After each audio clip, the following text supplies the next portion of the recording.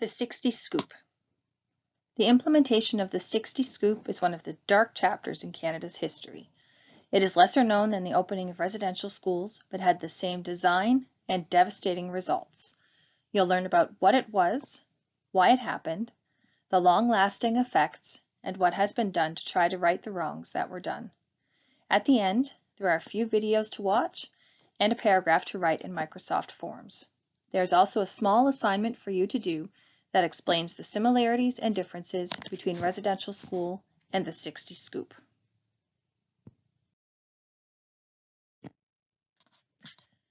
What was the 60 Scoop? From 1951 to the 1980s, Child Welfare Services workers removed First Nations, Inuit, and Métis children from their families and placed them up for adoption into non-Indigenous middle-class families across Canada, the US, and Europe, and even as far away as New Zealand. The scooping of infants and young children was often done without the parents' or band's consent. This process was implemented by provincial governments all over Canada, but was more prevalent in the prairie provinces, specifically Saskatchewan and Manitoba. It is estimated that more than 20,000 Indigenous children were removed from their homes. The term 60 Scoop was first used by Patrick Johnson, a researcher for the Canadian Council on Social Development. He used it in a report on Indigenous child welfare commissioned by the Canadian Council on Social Development. Why did it happen? There were three main contributing factors that gave rise to the 60s Scoop. In 1951, amendments to the Indian Act, which you've already learned about, gave the responsibility of child welfare to the provinces. Provincial agencies inherited several issues surrounding children and the child welfare in Indigenous communities, but they had no additional resources. Provincial agencies opted to remove children from their homes, thinking that it was the fastest and easiest way to address Indigenous child welfare. In this period, many Indigenous communities, as you can see from the pictures, especially those living in reserves, suffered from poverty, high death rates, and economic barriers. These were mainly the effects of devastating federal policies and residential schools. Indigenous children were overrepresented in child welfare systems. It is estimated that 1/3 of children in protective services were Indigenous. Social workers at the time were not required to have specific knowledge about or training in Indigenous child welfare. So those are the three reasons. It was only in the late 1980s that child welfare policies began to shift. Findings from reports such as Johnson's and Justice Edwin Kimmelman's report called No Quiet Place, as well as calls from Indigenous bands, made headway in changing these policies. For instance, when putting Indigenous children up for adoption, child welfare agencies began to consider the extended family and then other Indigenous families before non-Indigenous families.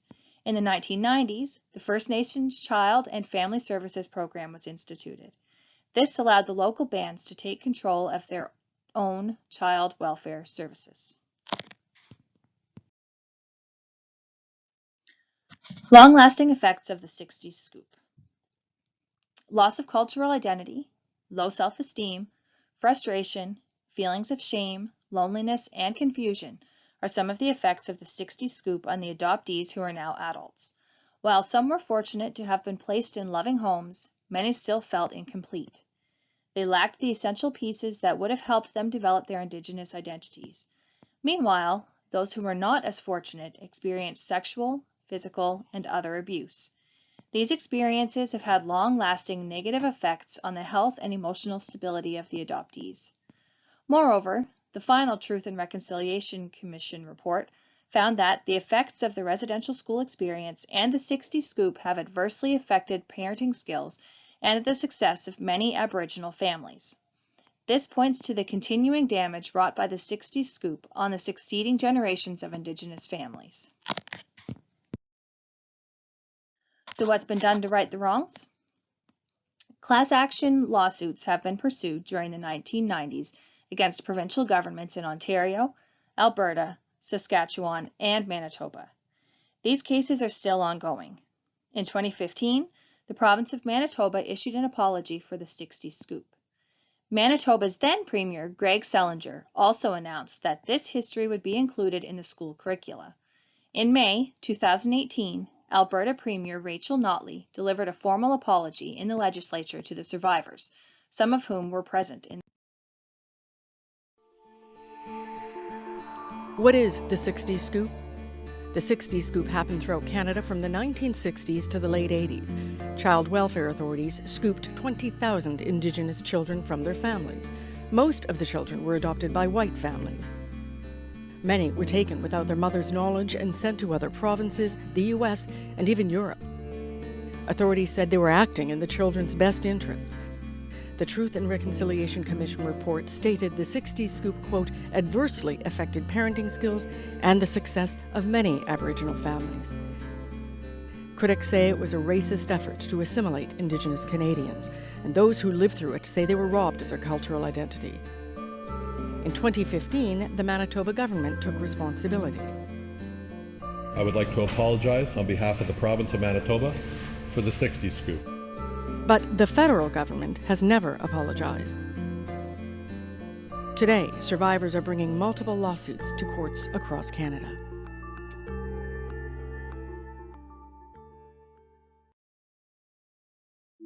Separating children from parents, the 60s scoop in Canada.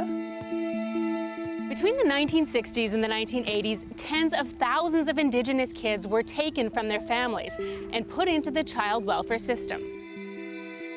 It's known as the 60s scoop, and its effects are still being felt today. The practice of taking kids out of Indigenous communities goes back as long as Canada has been a country. First, there was the residential school system. The goal there was to assimilate Indigenous kids, and as one bureaucrat said, solve Canada's Indian problem.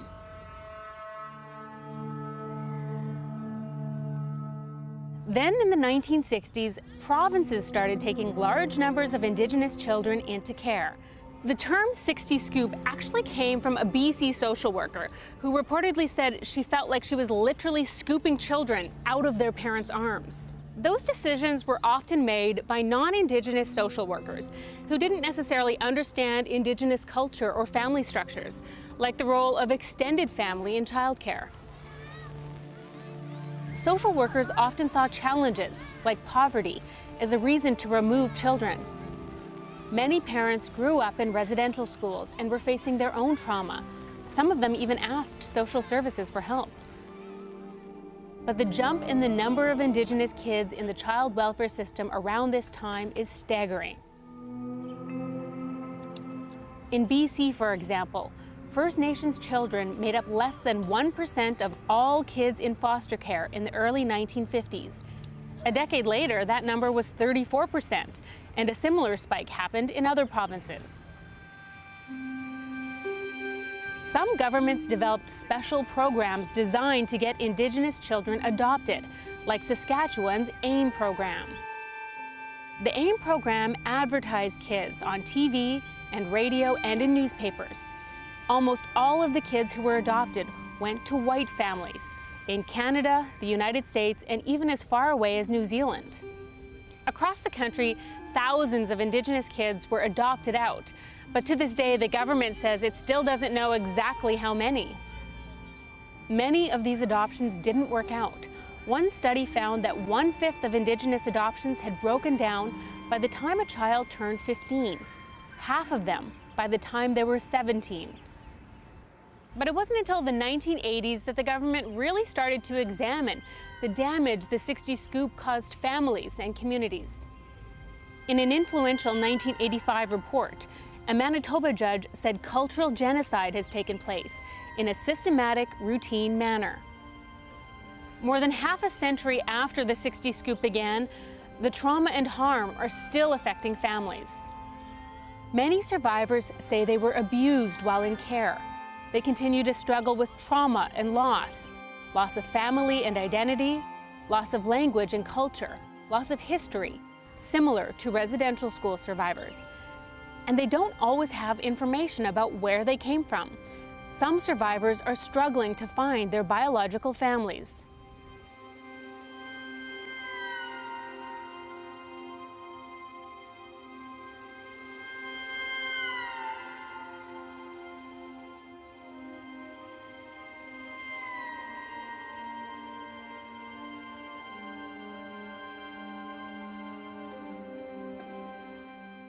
The government has agreed to compensate survivors, but that doesn't include everyone who was affected.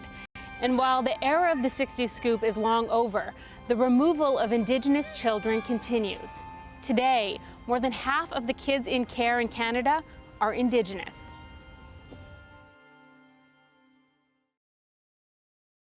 Well, we're joined now by 60s two people who have unique perspectives on this. Cindy Blackstock is an advocate for Canadian Indigenous youth and families. She's in Ottawa tonight. Raven Sinclair is a professor of social work at the University of Regina, specializing in this area, and she joins us from Saskatoon. And Raven, let's begin with you. You were one of those children taken from your community. Tell us a little bit about your story. My story is a mix of positive and negative experiences. There were some real challenges on a daily basis. I experienced racism and ostracism and bullying, and I didn't have my family, my community, my culture to insulate any of those experiences. As a result, I sort of went on a quest to learn about this system, Indigenous child welfare, and it's become an area that it's my work. And Cindy, put this in some historical context for us. Were there good intentions? Was it badly managed? Was it paternalism? Was it a bit of all of that? I think it's a bit of all of that, and we need to realize that really this state removal of First Nations, Métis and Inuit children really has happened in 3 phases in Canada. The first phase was a residential school system, for which the Prime Minister has acknowledged was cultural genocide. But there was layover with the 60s scoop, because as residential schools, they were used as child welfare placements too. But as they began to close, the federal government invited provincial child welfare systems on reserve to take that place. And what happened is we had social workers who were not trained very well. We had families on reserve suffering multi-generational trauma and that not being addressed or acknowledged. And then we had the inequitable services on reserve, which created a whole cascade where mass removals of these kids would happen. And then if we fast track up until today, we have the January ruling by the Canadian Human Rights Tribunal saying that the federal government's underfunding child welfare so significantly, about 70 cents on the dollar compared to other kids, that is leading to another phase of mass removals of First Nations children from their families that could often be prevented. So there's 3 phases to this very tragic story. Raven, you talked about how for you it was both filled with good and bad experiences. The bad we've heard a little bit about. In what way was it good for you as a child? Well, I had the opportunity to travel a bit and, do things like that I might not have otherwise been able to do because my birth family lived in a certain level of poverty. So those were good things. I don't know that in the long run it compensated for what I lost. I don't know that anything can compensate for the loss of family, community, and culture. High hopes, I know, for a lot of people about this lawsuit. Raven, for you, what do you hope comes out of it? Well, my primary interest is in seeing people given the supports necessary to deal with the emotional, psychological trauma that came from it. In Canada, when a wrong is committed, then often the compensation is financial. So that might help people to deal with some of the obstacles and the burdens that they've had to contend with. I would really like to see the child welfare system reformed. And Cindy, what about for you? What does success look like for you? Well, I think the Canadian public becoming more aware that this story of the state removals of Indigenous children is not yesterday's story. It's not over with the residential schools. In fact, we're seeing the legacy of it today in the 60s scoop and the creation of that same harm with 163,000 children today. So the public awareness about what is happening to First Nations children and the fact that we could prevent much of this harm going forward is really critical to ensuring that we do not have to raise another generation of First Nations, Métis and Inuit children that have to recover from their childhoods. We don't have to do it, it's preventable, but we need to learn from these courageous 60s scoop survivors and make it stop. And Raven, you get to see young social workers in training, and I assume that things have changed a lot in 2016 from what they would have been in the 1960s or 70s, but in what ways has it improved, if indeed it has? I think it's changed in certain respects. I think that social workers are a little bit more knowledgeable about Indigenous history because of requirements to take Native Studies classes. But I think that there's still quite a bit of work that needs to be done in terms of people looking at their own prejudices and biases and how these might play out in the decisions they're making in relation to Indigenous children. Well, a lot of people are hoping that at the very least the attention that this court case brings will lead to some of those changes. Raven Sinclair and Cindy Blackstock, thank you very much. Thank you, Ian. And When I the was last one younger, is adoptees I of understood my 60 heritage Scoop. through my Tell their white adopted stories. parents' eyes, and it wasn't a good image. And in the town I was living in, there's a very unique sound to the wind. And I now think that on that wind were my ancestors speaking to me, and they were the ones that gave me the strength to survive abuse and ridicule. My story and the stories of other 60 Scoop survivors of kids being taken away and given away, it's not just an Indigenous story, it's a world story that needs to be told. We feel really alone, right? Because we don't really feel like we fit in with our biological family. We don't really fit in with our adoptive family, so we're kind of caught between both because we have this internalized thing where we grew up white, so our worldview is very different. So we struggle with like, where do we fit in? And one of my things was like, will people know that I'm not Native? Even though I look Native, I always forget. I would forget that I was Native. So it's been a long healing journey for a lot of us to get to the point where we're like okay to just be an adoptee, you know, and then find others like us. It's taken our whole lives to get to this point. I started remembering my childhood, and I started having emotions from my childhood that weren't there before. And it took a long time. It took about 15 years to completely resolve what had happened. I was diagnosed with borderline personality disorder, post-traumatic stress disorder complex, mood disorder, major depression, generalized anxiety disorder. And over the past few years, I've put that all behind me. I found a psychiatrist and basically demanded that she let me talk. And through all of that, I was able to find my strength again. Since then, I've been able to adopt some First Nations traditions into my life and find my roots again. So that really helps too. And I'm just moving forward with my life. It's sort of like I took a break from living, healed my child inside me, and kept on going. This stuff happened for a reason. I still don't understand why, but my reasoning behind it, the way I'm thinking is, I need to teach other people about this. I need to teach other Aboriginal women, you know, how to be strong, how to pull yourself up out of the suffering that's have happened to you. That's why I'm here today, to help others and to get my story out there, you know. Lots of people have been in my situation and they don't share their story. They're afraid.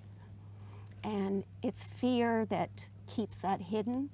Well, I had to get rid of that fear so I can open up and share my story with my family and my community in Magnetowan First Nation. I've shared all my stories with them. You know, I was always thought that Native people were lazy and on welfare and drunks and so forth. That's what I grew up believing. But learning the history of this country and learning more about what happened from the residential schools to what we're dealing with now with the 60 Scoop has opened up my eyes. And I think that's the most important thing that we need to start doing is more education and educating government and educating Canadians and educating our own communities about what's going on. Let's talk about the treaties and the agreements, and let's look at those and implement those, and let the Indigenous people return back to the way that they live and the way that they think, and let's honor those. We're ready to reconcile. Aboriginal people have always been that way. We want to work together, but I haven't heard any signals, and I'm waiting. I had an amazing, wonderful childhood. My adopted mother is super positive and encourages me. She knows that I come to these gatherings, and like I understood adoption right from day one. I grew up with the feeling to have love towards my birth mother and to respect her, that she made that decision out of love. This is a miracle that this gathering has come to be. For the first time meeting other adoptees, it was like I was in a room with people that I didn't have to even talk to or really share, because I got this feeling that when we looked at each other, we just had to nod and be like, yeah, I understand. It was magical. It was like, wow, I found people like me.